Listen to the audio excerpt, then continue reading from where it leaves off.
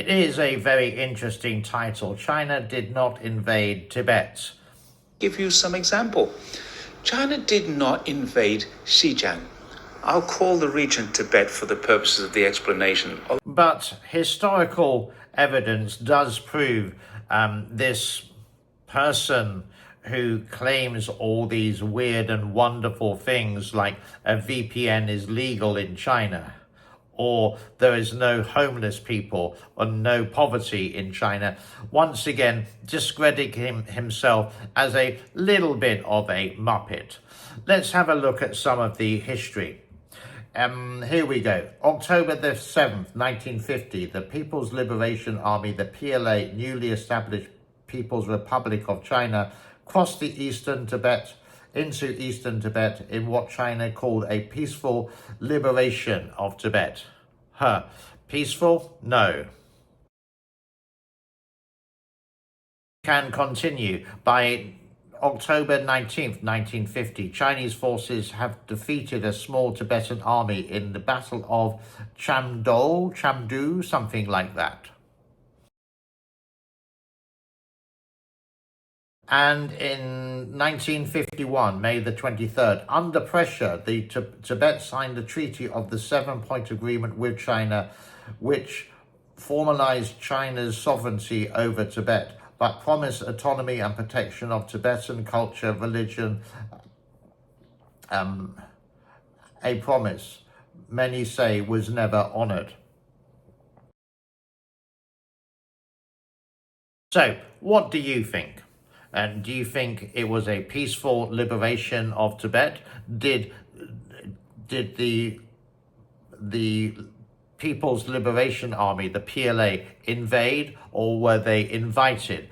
There are many different points of view in it. Personally, I watched 7 Years of Tibet with Brad Pitt. Basically, that's why he's banned in China. He cannot go because of that movie. And this is the Chinese government using tell the China story great, using people like this. Now, he does sound very convincing, maybe because of his age and the way that he does tell stories can be. And he kind of like dominates the stage with what he says. But I put this to AI, and I made a video related to AI over this this situation. Take a look at this. This is a story about Chinese soldiers marching into Tibet to take control of it. But the thing is, they didn't invade. They were invited. They were invited by the Tibetan government in exile. The year was 1950, and China had just declared victory in the Chinese Civil War. Kishek had fled to Taiwan, and Mao Zedong was now in power in Beijing. He ruled a vast country that was still recovering from decades of conflict, but also one that had been dramatically transformed by it. China was no longer the crumbling, decaying semi-colonial country it had been when the war began. It was now a modern, industrialized nation, more powerful than ever before.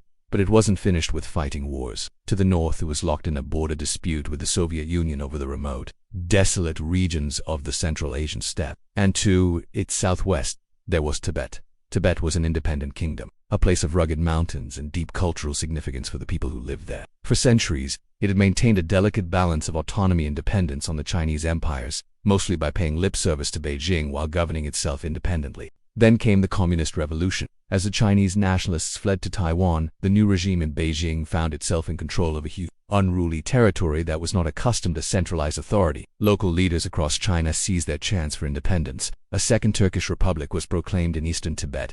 Mongolia threw off its old ways and became a modern socialist state. And in Lhasa, the Tibetan capital, a delegation met with Chinese Premier Zhou Enlai to declare their own independence from Beijing. They handed him a list of demands, including religious freedom and greater autonomy within a loose confederation of states. The Tibetans had good reason to believe that the communists would accept their offer. After all, Mao Zedong had previously praised the region's unique culture and pledged to respect its special status. But then again, he'd also written an essay called On the Contradictions Between the Chinese Workers and the Chinese Bourgeoisie, which ended with a call to exterminate the bourgeoisie. So perhaps this praise for Tibetans was insincere too. There was really only one way to find out. So after weeks of negotiations, the Tibetans signed an agreement with the central government in Beijing. On May 23, 1951, Chinese troops marched into Lhasa to take control of the city. This invasion of Tibet has often been portrayed as a brutal, unjustifiable act of aggression, and certainly the occupation has had a devastating impact on the region.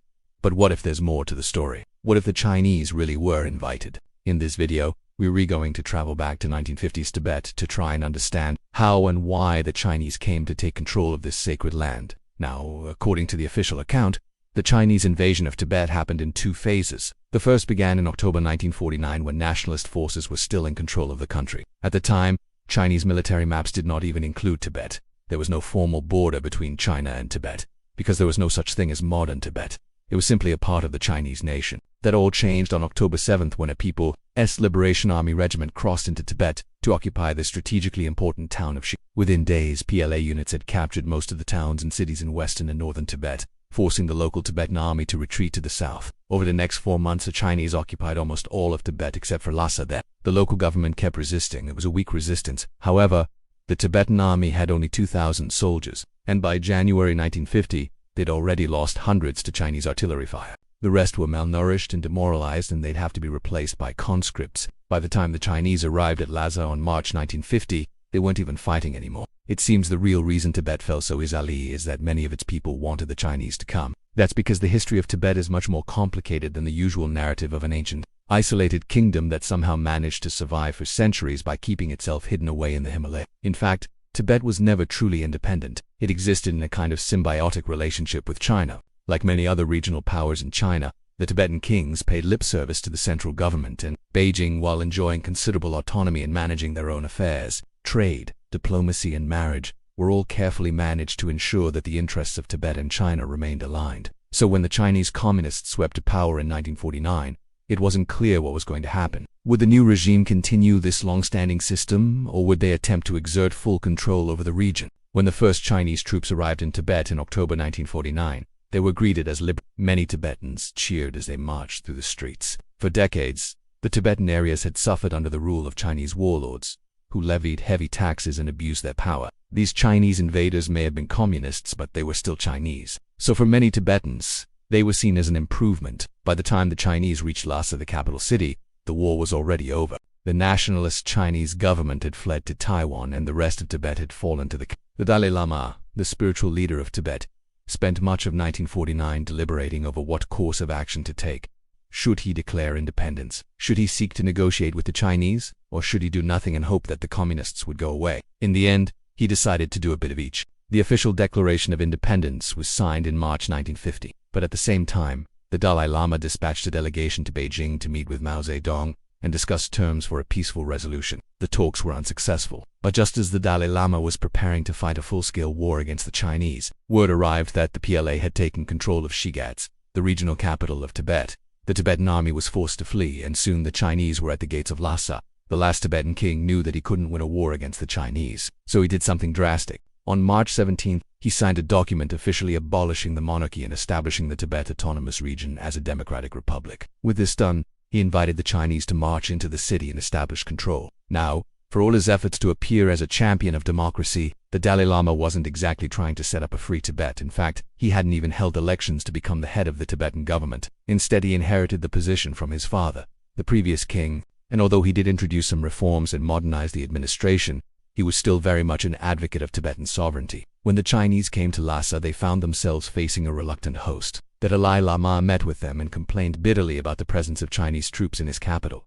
But the Chinese premier Zhou Enlai was having none of it. He told the Dalai Lama that Tibet was a part of China, and that it had been for centuries. The Tibetan king argued that his country was independent, but Zhou Enlai pointed out that this wasn't true. He explained that Tibet's borders were determined by China, and that the Dalai Lama was a puppet of the Chinese emperor. Zhou Enlai's arguments were technically correct, but they were also quite hypocritical. China was not a democracy, and neither was Tibet.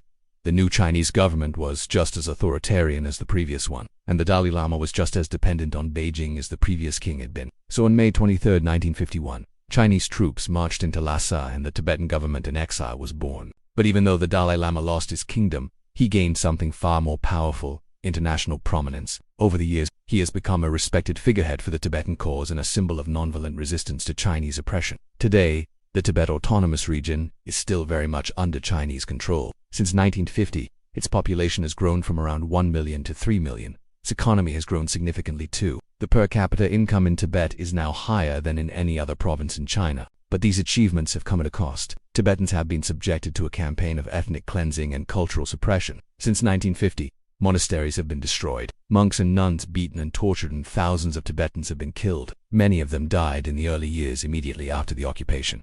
But over time, the pace of the violence has slowed. Today, it is estimated that between 6 and 8% of Tibetans have been killed by the Chinese authorities since 1950. That works out to between 180,000 and 240,000 people. And yet, despite all this, Tibetans are still there. They haven't given up their homeland and they haven't forgotten their language and culture. Maybe the secret of Tibetan survival lies in their refusal to do either. Maybe giving up would mean giving in, and giving in would mean defeat. Thank you so much for your time. I know some people don't like me using AI, but it can explain a lot better than I can do. So hence, I will use it once in a blue moon. God bless to all. Make sure you like, subscribe, and share. I will wish you a happy day. I will say bye-bye for now. Cheers.